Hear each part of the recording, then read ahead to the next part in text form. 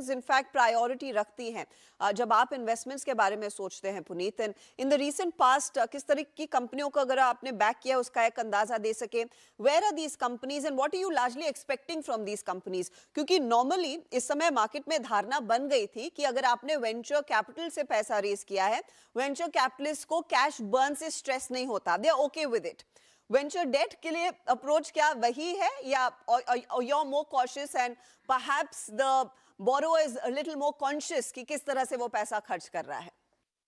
देखिए, cash burn का जो आंकड़ा है, कैश बर्न का जो है वो कंपनी टू सेक्टर निर्भर करता है, डिपेंड होता है। जो हम देखते हैं is appreciation in enterprise value, यानी कि वैल्यूएशन पे कंट्रीब्यूशन जा रहा है नहीं जा रहा है, is the company being able to generate returns जो आपको शायद प्रॉफिट एंड लॉस स्टेटमेंट या बैलेंस शीट में ना दिखे, आपको वो वैल्यूएशन में दिखे।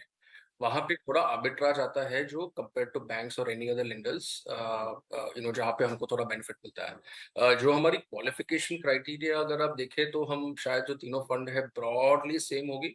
हमारा जो एक एवरेज टिकट साइज है वो ऑल्सो 2 से 4 मिलियन डॉलर के आसपास होगा। बट जो हम लोग समझते हैं, हम लोग थोड़ा ज्यादा समझते हैं कि जो हमारी पोर्टफोलियो कंपनीज है वहाँ पे बिकॉज हमारे पास ट्रैक रिकॉर्ड होगा, हमारे पास परफॉर्मेंस हिस्ट्री रहेगा, हमारे पास क्लोजर रिलेशनशिप्स रहेंगे ये लोग के साथ, we would like to also double down over there. Ashish, मैं आपसे समझना चाहती हूँ किस तरह की कंपनियां लार्जली आ रही हैं। कई growth stage and beyond the later stage कंपनियों को आप तीन फंड्स ने लेटली फंड किया है। अब मैं मोबीक्विक का उदाहरण लेती हूँ जिसने ब्लैक सॉइल से पैसे रेस किए। मोबीक्विक वाज आईपीओ बाउंड, फिर मार्केट की हालत खस्ता हुई and then they decided that they will delay the IPO. क्या ऐसी कई सारी कंपनियां हैं जो वेंचर डेट का दरवाजा खटखटा रही हैं? क्या उसका क्वांटम बढ़ता हुआ दिखाई देगा? Because we heard of OYO dealing their IPO, ixigo is still waiting. क्या ये कंपनी आपकी तरफ आएंगी? सी देखिए, हमारा जो फोकस है वो अक्रॉस स्टेजेस है और अक्रॉस सेक्टर्स है। ऑब्वियसली हमारी थोड़ी बायस होती है कि इसमें टेक्नोलॉजी का बिजनेस मॉडल में थोड़ा ज्यादा फोकस हो। अ, तो हर तरह की कंपनीज आ रही हैं हमारे पास। अल्टीमेटली देर आर कंपनीज जिनका पब्लिक मार्केट्स में जाने का प्लान था, उन लोगों ने डीआरएचपी फाइलिंग भी कर दी थी, बट गिवन जो मार्केट की सिचुएशन है अब वो नहीं देख रही हैं, तो उसमें ऑब्वियसली उनको बिटवीन इक्विटी और डेट प्लान करना है कि अगर आईपीओ मान लीजिए आपका 2 साल आगे चला जाता है तो आपको कैसे फाइनेंस करना है। तो उस तरह की भी काफी कंपनीज हम देख रहे हैं जहां पे आईपीओ डिले हो गया है।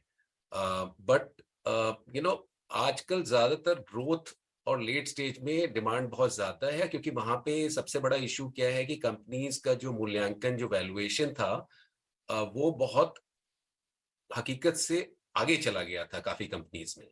और मतलब उन कंपनीज का मेन गोल ये है कि अपनी बर्न कम करें, यूनिट इकोनॉमिक्स इंप्रूव करें और धीरे धीरे कंपनी को जो हम बोलते हैं कि पार्ट टू प्रॉफिटेबिलिटी की तरफ लेके जाएं। तो आई थिंक वहां पे डिमांड थोड़ी ज्यादा है compare too early stage. Point taken. Rahul, आपने इनफैक्ट एक बहुत दिलचस्प आंकड़ा हमारे साथ शेयर किया था। यू सेड नियरली 4000 करोड़ तक के फंड्स आपके हाथ में और आपने over a period of time of course उसको डिप्लॉय किया है। ये बताइए, जो इन्वेस्टर्स हैं उनकी तरफ से इंटरेस्ट कितना बड़ा है, and in an increasing interest rate environment आपके कॉस्ट ऑफ फंड्स की सिचुएशन कैसी रहती है? पिछले 5-7 सालों में हमने काफ़ी कोशिश की है, हमारे दोस्तों ने काफ़ी कोशिश की है कि जो इंडियन इंस्टीट्यूशन और रिटेल इन्वेस्टर्स हैं उनको ये समझाने की कोशिश की है कि वेंचर डेट होता क्या है, इसका रिस्क रिवॉर्ड प्रोफाइल क्या है, इससे रियलिस्टिक रिटर्न्स कैसे आ सकते हैं। तो और काफ़ी अच्छा ट्रैक रिकॉर्ड भी आया हम सब लोगों का। तो आई थिंक आज एक्सेप्टेंस काफ़ी बढ़ गया है कि वेंचर डेट एक एसेट क्लास है जो ऑल्टरनेटिव्स में, अगर आप स्लाइटली हायर रिटर्न चाहते हैं और आपको थोड़ा अपसाइड पार्टिसिपेशन चाहिए ताकि रिटर्न्स हाई टीन्स या शायद 20% तक भी आ सकें, तो ये बहुत अच्छा प्रोडक्ट है एसेट एलोकेशन के लिए। तो ये सब जो काम चल रहा है, I think supply and demand दोनों साथ साथ चल रहे हैं। और हमने काफ़ी कोशिश की है कि देश में मान लो सिडबी या इंश्योरेंस कंपनीज या लार्ज फैमिली ऑफिसेज, कई बैंकों ने भी सपोर्ट किया है तो मैं मानता हूँ कि एक्चुअली बहुत प्रोग्रेस हुआ है इस इकोसिस्टम में. So it is a very healthy trend and I think the acceptance from Indian investors has gone up a lot in the last 5 years. In fact, जब normally we're comparing it to the venture capital market that is largely discussed to date, ये venture capital के पास वो time रहता है hold करने का, be patient with the company, watch it grow, and then perhaps think of exiting when an IPO or later stage is coming. आप लोगों के लिए वो कितना time horizon important रहता है, और are you know willing to wait as long as venture capital, या फिर आपको भी जिम्मेदारी होती है, ज्यादा प्रेशर होता है आशीष पैसे वापस करने का पहले? वाइल जो कंपनी है वो सेम है, उसमें चाहे इक्विटी जाए चाहे डेट जाए, पर ये एसेट क्लास का रिस्क और रिटर्न वो डिफरेंट है.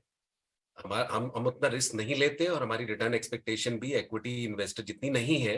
तो टिपिकली ये एक लोन की तरह होता है कि इसमें जो कंपनी है 2 से 3 साल में ब्याज के साथ पैसा वापस कर देती है, जबकि जो इक्विटी इन्वेस्टर होता है जनरली उसका जो होराइजन होता है वो 8-10 साल होता है.